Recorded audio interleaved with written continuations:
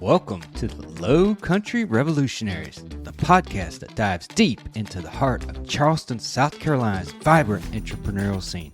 I'm your host, Bill Billotte, founder of Veritas Exoscience, and each week we're spotlighting the boldest innovators from the Chucktown startup community. These are the visionaries pouring their heart and soul into the businesses that are transferring Charleston into a global hub of creativity and American ingenuity. Get ready for raw, real conversations with the trailblazers shaping our city's future.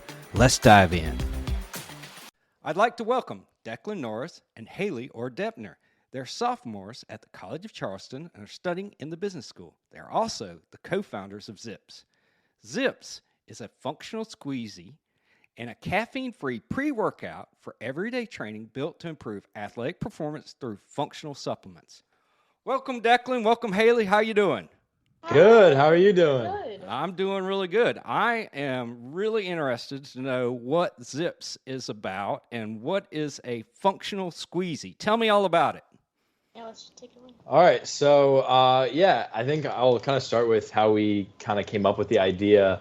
I've always kind of been very active, played basketball in high school. Nice. And I started getting into lifting a little bit around my sophomore year of high school. And all my buddies would always take, like these crappy pre-workouts, like energy drinks, Red Bull, Monster, the whole plethora of things. And then some people would also take these pre-workout scoops. I don't know if you've seen those. And it's just like powder, just synthetic, artificial. And my parents always told me just taking that crazy amount of caffeine to get that energy boost was always horrible for you. Right. So it was one thing I actually listened about from them. That's good. They got one win. That's perfect. They got one win. Yeah.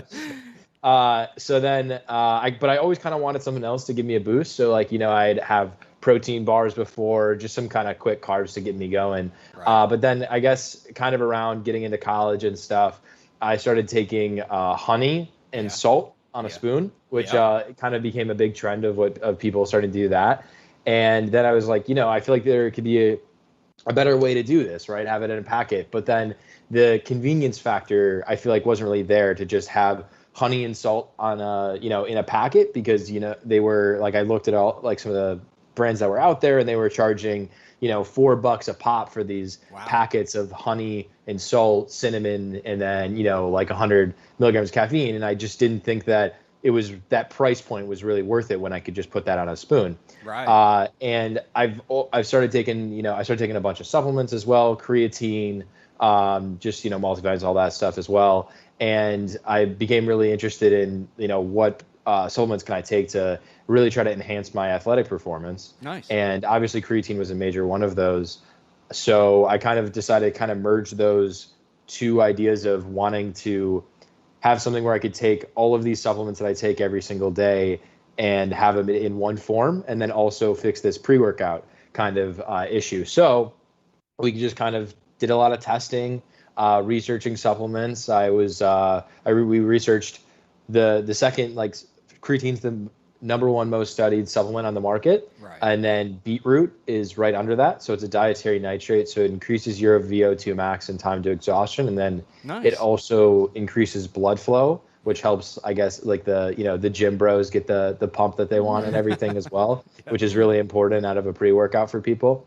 But more importantly, those two ingredients especially just really help you improve your performance over time, which is nothing that I've seen out of any other pre-workout. Is something that actually not only just gives you a boost, but actually is going to help you get better over time. And I think that's something really important for athletes to have. And I never saw that on the market. And then we wanted some focus in there. So we added L-theanine, which just is for mental focus and mental clarity. And then we, knew that we needed beetroot to taste a little bit better because it kind of tastes like dirt. And I think that's why, even though it's a very studied supplement and proven, a lot of people don't put it in things because it's, it changes the color, it can change the image, and it especially changes the flavor.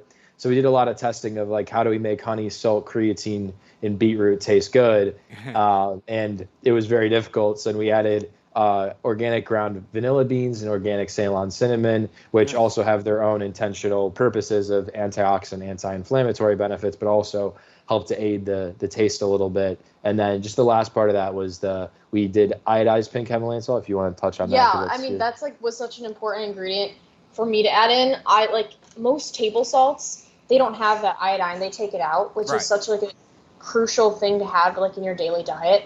So yeah, with those 7 ingredients, and then our honey is the star of the show with it being a honey packet. It is so important that honey is comes from a really great place. It's completely unfiltered. It's completely raw. It's organic. All of the things. Nice. So we get ours from a really awesome place from the Yucatan Peninsula. They test for every single pesticide. Everything comes back absolutely none. So it's the most purest form. And we also don't heat our honey above 100 degrees. And if you heat it above 100 degrees, all those enzymes and amazing things about honey that actually makes it nutritional and beneficial, and a lot of people take it for allergies. None of that, it's not beneficial for you. It's just sugar. Yeah, and it's just what sugar, to touch on even more, how clean our honey, the honey that we source from is. Our supplier notes it as if a little particle flew over from a farm, hundreds of miles away, that was sprayed with pesticides, flew over to a flower that was in the vicinity of the hive, and a bee came and picked it up and brought it back to the hive, it would infect all of their honey. So it's super, super nice. Pesticide free and everything. So yeah, that's kind of how the product came to be. And I think we've definitely gone through a couple iterations of really how we wanted to brand the product, but I think we really found a niche in this caffeine-free pre-workout, because I think a lot of people, and for the longest time, when I thought of energy or pre-workout, I just thought caffeine. Yeah. Anytime anyone thinks of an energy drink, some kind of thing to get you moving and something to take before a workout, everyone just thinks of caffeine. Right. But I think I kind of wanted to take a little bit maybe from some of the running gels as well, because they're more carb focused for endurance athletes, because they know, those endurance athletes know that caffeine's just going to make them crash and it's not going to be very beneficial. So we wanted to take that idea from those gels of that clean natural carbs and put it in there. And then we just really wanted to market towards this first initial product that we have is, the functional squeezie is built for specifically training every single day for athletes. You take it every single day before you train, not necessarily something you would take, on the day of a big race, because with the creatine, it could dehydrate your body a little bit. Okay. Yeah. And you have to drink a lot of water. So not necessarily maybe something you would want to take on a game day, but every single day when you're training, it's going to help you get better so that on that game day, you're going to be able to hit your peak performance. And we definitely have a later line of production that we want to come out with, of doing stuff that's more game day focused, recovery focused after as well. But yeah, I think that kind of answered your question, I hope. Yeah, absolutely. So, let me ask you a question I'm sure everybody's thinking right now. It's so what performance improvements have you seen, since you obviously made it and you probably are taking it? What's it done for you? I would say I started taking it, we tested I would use myself as a guinea pig testing it, because I was like, well, yeah, I was like, I kind of want to see, and I was taking the raw version of what didn't really taste great with kind of like crappy honey. And I was just kind of chugging it down. I was like, this kind of tastes like dirt, but whatever. And I just wanted to see how it kind of helped me run and stuff. So I tested a lot with running, and I take it before I run, for the most part when I'm training. And I was horrible at running, and now I'm proud to say that I've gotten quite good at it, or I guess not good, but decent enough where I can, comfortably run 5 miles. And that was never a thing for me that I was able to do. And I think that's partly the beetroot really helps with that, and just having that, those carbs.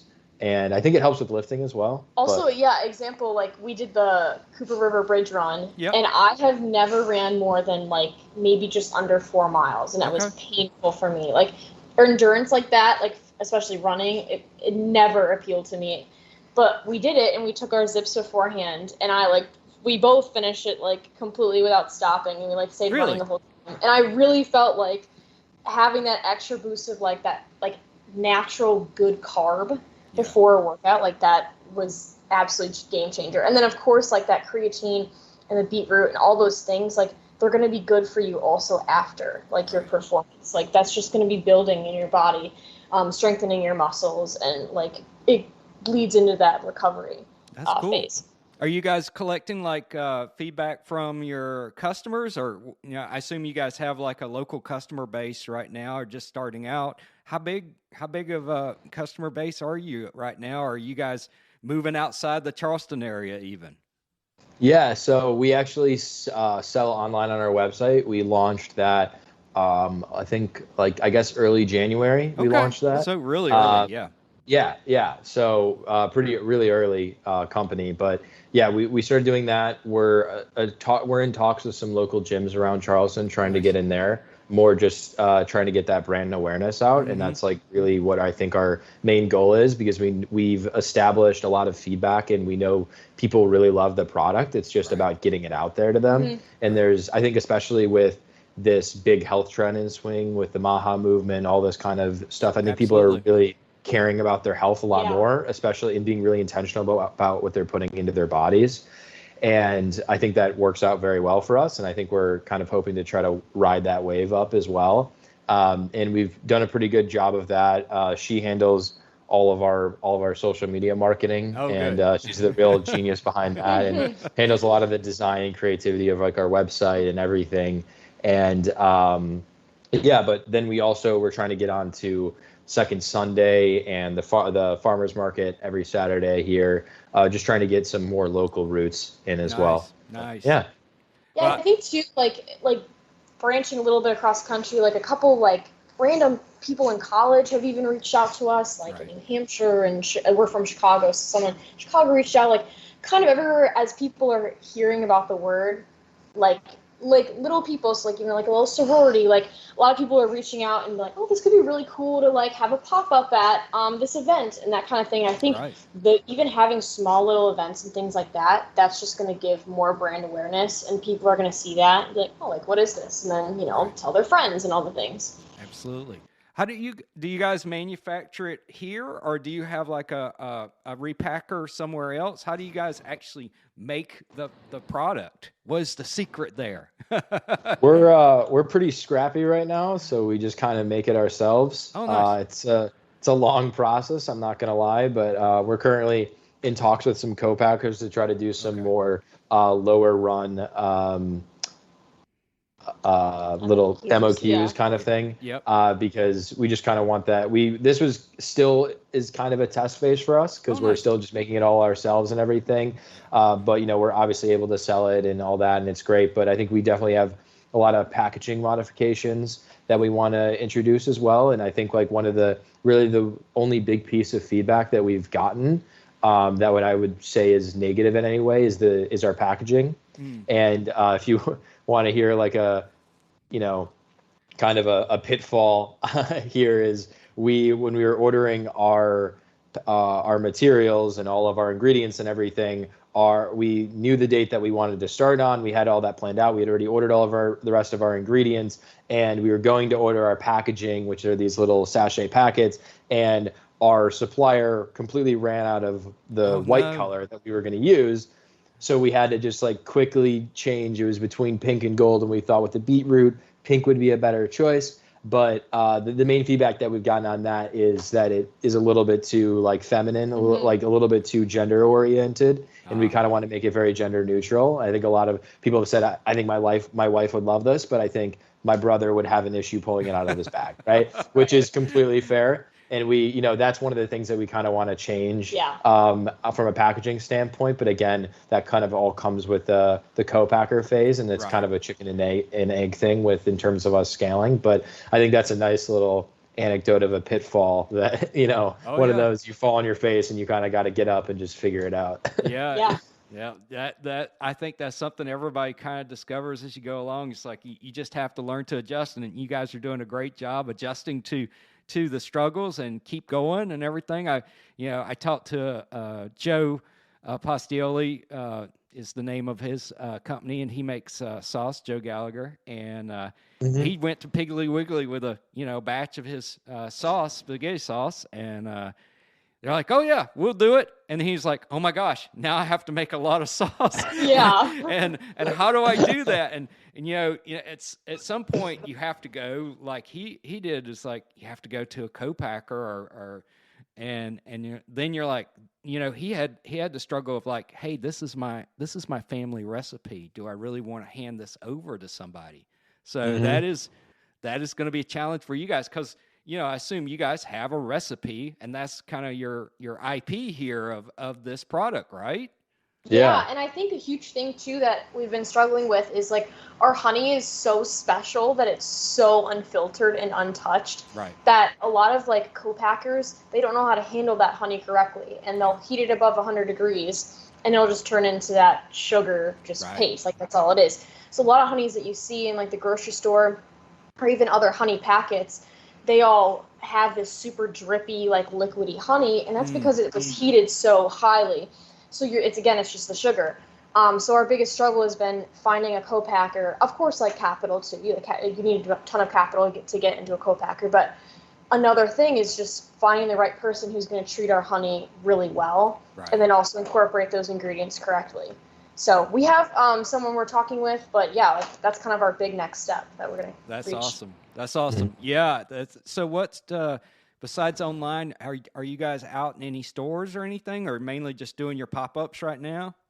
Yeah. Like we said, we're trying to, in talks with some local gyms around Charleston, trying to get in there, because I think that's a lot of our target market, and it's just a lot of foot traffic, not even from a sales and retail point of view, but just more so what we were talking about before, brand awareness, just trying to get our name out there. And I think getting it in front of our target market constantly is really important for us. And then also second Sunday, like those kind of pop-ups as well. I think we would love to go into some retail stores as well. But I think that some of that also comes with that co-packer phase.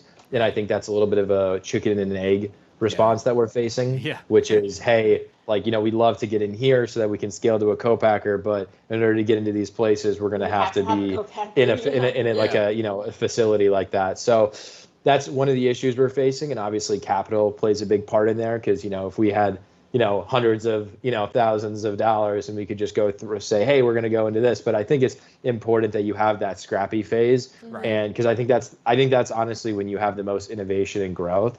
And, I think the most flexibility. Very true. And, I think pivoting is one of the things that really can make a company successful. I think that there's, after a certain amount of pivots in a company, the chances of a company being successful goes up pretty exponentially. And I think we've pivoted a lot, but I think that pivoting point happens usually very early in the start, when you're scrappy and you're realizing, okay, this isn't going to work, so we're going to have to change, right? Nice. But yeah. So, I don't get to ask this question very often, but you guys are like the perfect opportunity, because you're both in school right now. You're both in business school. So how are you taking what you're learning in business school and applying it to Zips? I think a big thing, we both are taking a bunch of entrepreneurship classes, and they have these like guest speakers come in and speak to us. Oh, nice. All sorts of different companies they've created in spaces. So like a girl came in and she's been big in the toy space. Like that's not useful for us, but everyone's advice is just genuinely so helpful. And they always talk about failing fast and failing hard. Right. And that is like one of the biggest things. I gave like a small talk the other day, and like that was my biggest advice point. Because whenever people say that, it doesn't really like make sense to me, and it's like scary to fail, but that is truly like one of the best advice that we've gotten. And also just to network and just talk to people. Like he often goes to like the startup grind kind of things down here. We just go to a bunch of guest speakers whenever we can in the business school. It truly, like, talking to anybody, they could be like, oh, my mom does this, or actually a friend of a friend does this, and you never know who you're going to meet, and that brings so much opportunity. We actually met the founder of Ethos. He came to speak at the founder of Ethos gym, so that was like a good connection for us. And I think, a lot of it is connections. Like we're like, a lot of it's people. Even though it's, we have our classes and stuff, but I think a lot of the big breaks that we've gotten were just from connections that we've made through the business school. I think I'm in a marketing class right now, and I'll just kind of sit there and I pay attention to everything, but I never think like, I always think it's overcomplicating like a science of the marketing. But then randomly I'll be talking about the business and I'll be throwing out like marketing terms, and I was like, I guess I am using it. I'm using it, right? It's funny how it all comes together, econ, like all that stuff. It does come together and helps you. I think it just more so helps you sound more educated about what you're talking about as well, especially when you have a better grasp of those concepts, which I think definitely helps from the business school. But again, I think, like she said, the main thing is really just the connections that you get out of it in the networking events. Right. So yeah. I want to ask a sort of different question. This one's a little bit somewhat personal because I have some nephews, and they're both in the sports. One's in the baseball, one's in the football. And they're younger, they're under 12 and stuff like that, both of them. And obviously throwing, a Red Bull down their throats, probably not the best idea. What about your guys' product? Is it safe for young kids? They're doing, sports and stuff like that to kind of try and use it to help with their training and performance? Yeah, I mean, I think we have it on our label. You're not like the raw honey you're not supposed to give to babies. Sure. But other than not that, too many of them are on ball teams. Yeah, the raw honey should be pretty universally fine. And beetroot, I mean, you're going to get that in most daily stuff as well. L-theanine really is derived from green tea, which is just, very natural as well. And I mean, all of our ingredients occur naturally. Creatine occurs in steak. If you have red meat a lot, you're going to get a decent amount of creatine. The only thing with that is when you cook, the more well done you cook a steak, you cook all the creatine out. So if you have a well done steak, you have pretty much zero creatine in there. That's why a lot of people will take that separately as like an important supplement. That makes sense. So unless you're eating steak daily, like raw steak, like pretty raw, rare steak daily, you're not going to get that.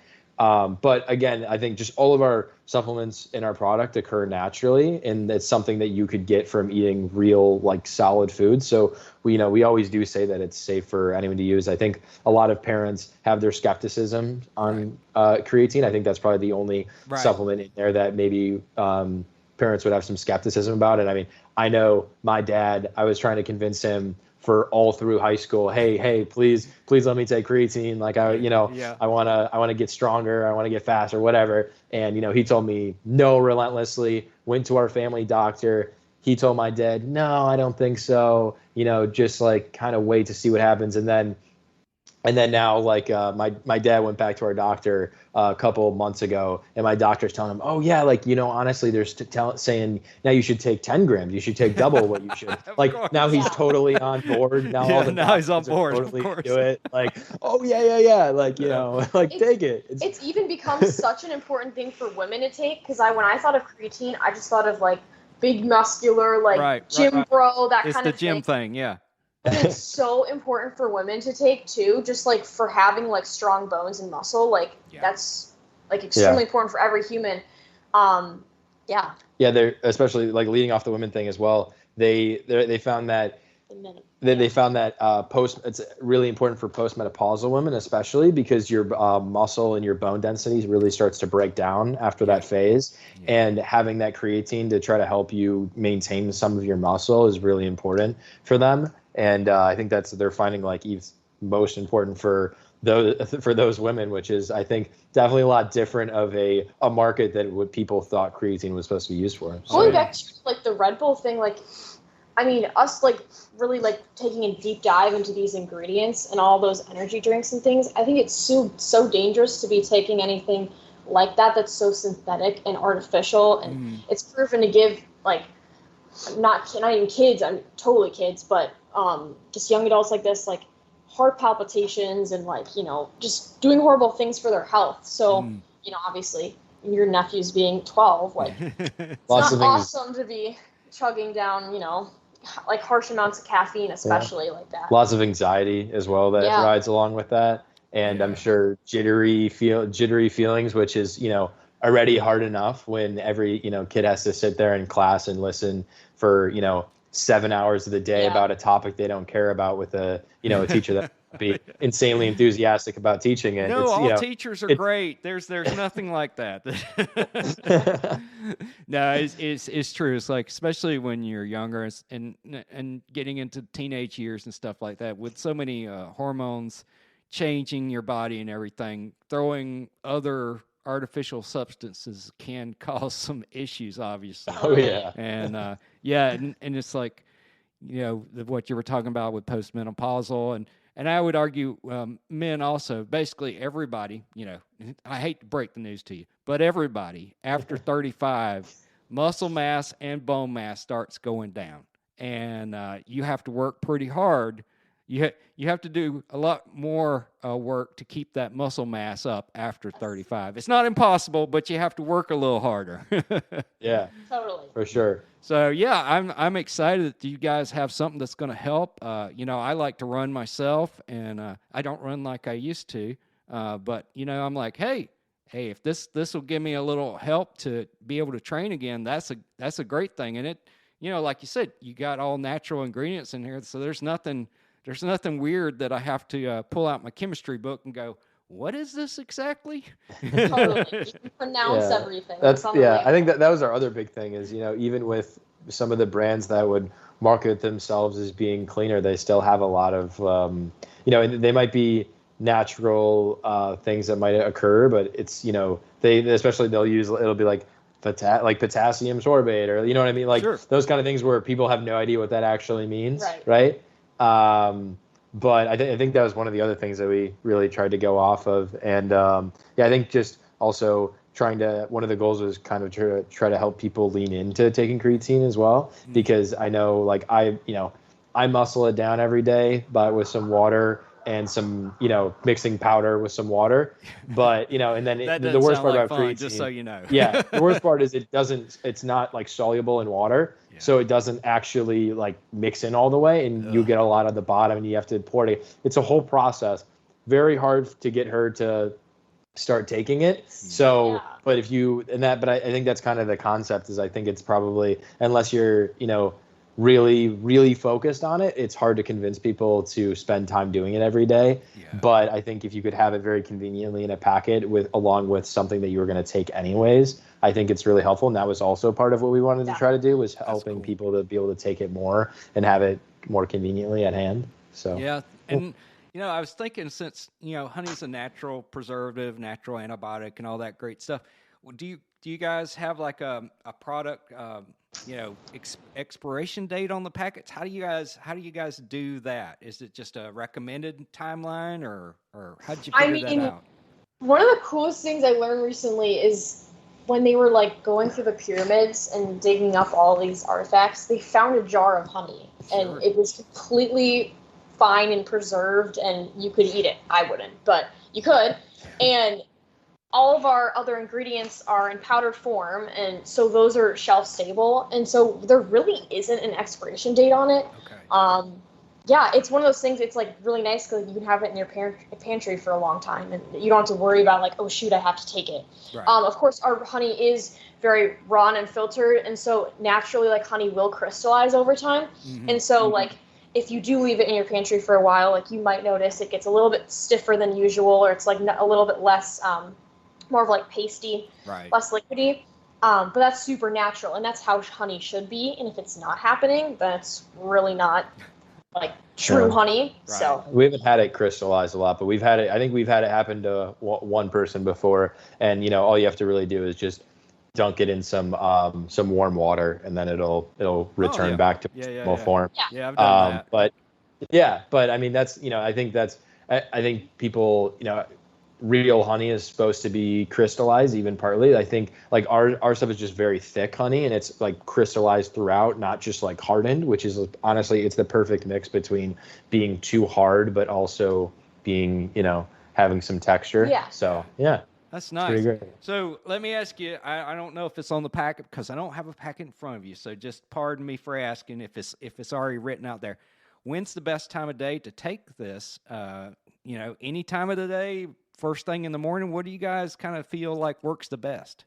Yeah, so this first product that we have, we're hoping to make more in the future, but it's the Functional Squeezie, and you're supposed to take it before your workout as like a pre-workout to replace any of those energy drinks that you're pounding to get that caffeine, or that like hyper feeling, whatever. But this is, because it's such a quick carb, typically people like to take something before their workout. So so they feel a little bit more ready to go. But I mean, if you're not, if you're on a rest day, or you're just like, you're recovering, you just replace it with your coffee in the morning, replace it with your coffee in the morning, and just use it to just give you a boost. You still get a lot of people take their supplements right in the morning anyways. And that's that's what I do as well.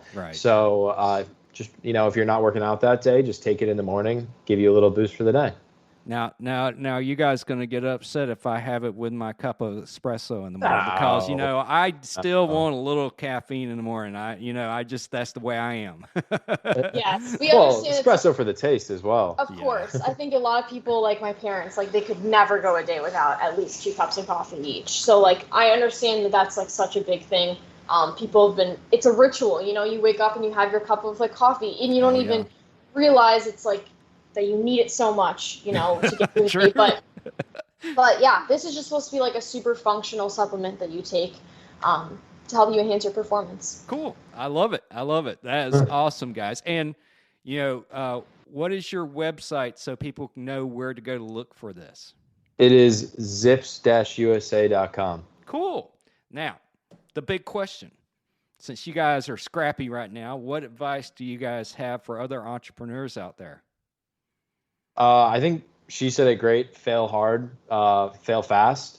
I think you just got to get out there and do it. Don't be scared. You really learn from your failures. You're going to fail. But I think after you start your first company and, even if it fails, I've had a lot of buddies that have started companies and have failed pretty miserably at doing it.